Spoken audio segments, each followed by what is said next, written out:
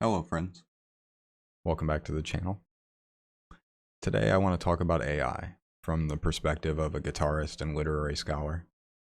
I've watched dozens of videos on the topic, and I've read innumerable comments on those videos that express trepidation, anxiety, and even fear. As an artist, the inevitability of AI's permeation of our crafts can feel a little bit like the sword of Damocles hanging over our heads. Maybe you fear the entire enterprise of writing music or pursuing technical excellence is about to be destroyed by the emergence of this master music machine. Perhaps you've even considered abandoning the quest as meaningless in the face of it. Today, I'd like to urge you to temper that fear. Adjust your expectations and push forward, accepting, even embracing the changes that will come. I'd like to articulate for you a few modes of thought that I've observed, which I think should be challenged, in the hopes that someone needs it, even if it's only me. There's a tendency when we think about AI to make a comparison which I think is rather destructive. We imagine ourselves in a final form, a fantastical permutation of what we currently are, which we then set against the monolith of computer quasi-sentience, and we perhaps say, the best version of me can never match up to what AI will surely become in a few months or a year, or whatever time frame feeds most the instinct of defeatism. We're forgetting the beauty, the joy of becoming, flipping to the last page of a story not yet written, and turning our nose up at what we see reflected there. It's an old cliche that it's the journey that matters, but it's a true one. It's simple to contrive a story's end without doing the work required to know what lies in those interim chapters, what we may discover, who we may meet, love, inspire. This reduces it all to a packaged simplicity that robs you of the gifts you might be given along the way. And I want you to have those gifts. They matter. They might be the only thing that really matters in the end. Another phenomenon I've often observed is one that unmasks the flawed intentionality of many of us, myself included. Capitalism and all its discontents weigh heavily on all of us, and in truth, the oncoming AI revolution may be as devastating as you imagine if you've allowed art to become a mere commodity in your heart. I'm guilty of this. But instead of allowing this to destroy you, I propose instead that we view this moment as the most forceful possible reminder delivered by the universe that this isn't the way. I feel for those who put food on the table through their artistic output and have no other means to do so. But this is not the essence of art.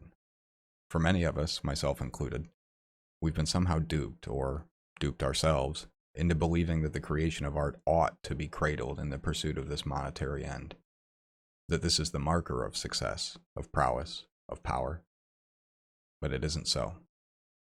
It's true that it may become more difficult or even impossible to sell our music for currency, and we will need to reorient our priorities around this. If art sans profit is a meaningless pursuit, then to be blunt, I don't think the problem is AI. It's that you, I, have become a businessman in a flimsy artist's suit. I strive to divest myself of this ugly mask, and I think you should too. Another possible fear you may be experiencing is the perceived death of originality. If the AI can write an uncountable number of riffs at the press of a key, how can you hope to write something that it hasn't already? I believe this is a misunderstanding of the individual artist's place among the flowing river of art, present, past, and future. If you'll indulge me, I would summon forth the specter of T.S. Eliot to aid us here. I've often found his words from the essay Tradition in the Individual Talent to be inspiring and occasionally corrective, when in moments of weakness I've lost sight of what it means to make art. He says, "No poet, no artist of any art, has his complete meaning alone. His significance, his appreciation is the appreciation of the relation to the dead poets and artists. You cannot value him alone. You must set him for contrast and comparison among the dead. I mean this as a principle of aesthetic, not merely historical criticism. The necessity that he shall conform, that he shall cohere, is not one-sided. What happens when a new work of art is created is something that happens simultaneously to all the works of art which preceded it. The existing monuments form an ideal order among themselves, which is modified by the introduction of the new work of art among them. End quote. AI will likely outpace humans in terms of physicality and reproductive quasi-artistic output in the not-so-distant future. What AI cannot do, at least not in the immediate future, and depending upon which hypothetical scientific position on the possibility of runaway machine superintelligence and machine sentience you subscribe to, perhaps never, is replace the connection between the artist and their lived experience, shared with an audience of other people, both locked to mortality and the capacity to feel.